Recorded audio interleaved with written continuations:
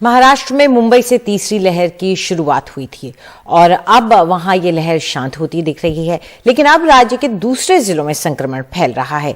1 जनवरी की तुलना में महाराष्ट्र में कोविड के एक्टिव मामले 730% बढ़े हैं। आंकड़ों पर नजर डालें तो मुंबई में संक्रमण का दौर धीमा पड़ रहा है।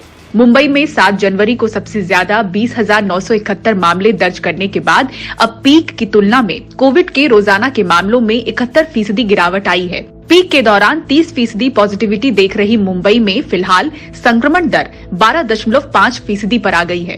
पीक की तुलना में फिलहाल एक्टिव मामले 45% कम हुए हैं।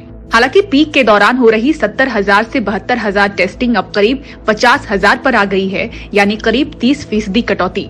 लेकिन मुंबई पुणे से शुरू हुई तीसरी लहर अब सभी 35 जिलों में फैल गई है। राज्य में 1 जनवरी को सक्रिय मामले 32,225 थे, जो 17 जनवरी को बढ़कर 2,67,334 हो गए हैं, जो कि 730% की बड़ी छलांग है।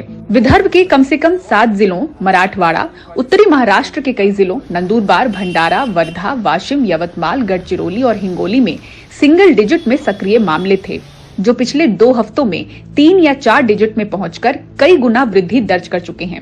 1 जनवरी को नंदुरबार जिले में 6 एक्टिव मामले थे, जो अब बढ़कर 789 हो गए हैं। इसी तरह वर्धा में 7 एक्टिव मामलों से बढ़कर अब 1047, भंडारा में 2 से बढ़कर 551, वाशिम में 3 एक्टिव मामलों से बढ़कर 351, यवतमाल में 9 से बढ़कर 732, गढ़चिरौली में 9 से बढ़कर 639 और हिंगोली में 5 सक्रिय मामलों से बढ़कर अब 198 एक्टिव मामले हो चुके हैं।